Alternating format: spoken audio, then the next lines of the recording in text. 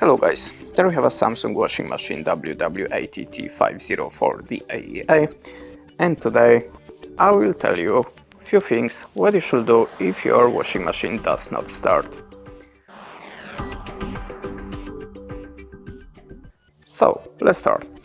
Make sure the washing machine is plugged in. Make sure the door is properly closed. Make sure the water taps are open. Tap and hold start button to start the washing machine. Make sure the child lock is not activated. Before the washing machine starts to fill, it will make a series of clicking noises to check the door lock and will do quick drain. Check the fuse or reset the circuit breaker. Check if power is cycled properly. Low voltage connected.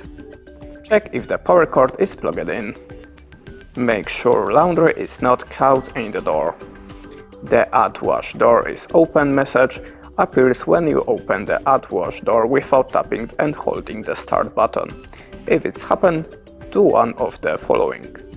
Press the Add Wash Door to close properly, then tap and hold Start button and try again. To add laundry, open the Add Wash Door and put in laundry. Close the Add Wash Door completely, then tap and hold the Start button to resume operation. And that's it. Thanks for watching, leave us a like or a comment, and goodbye.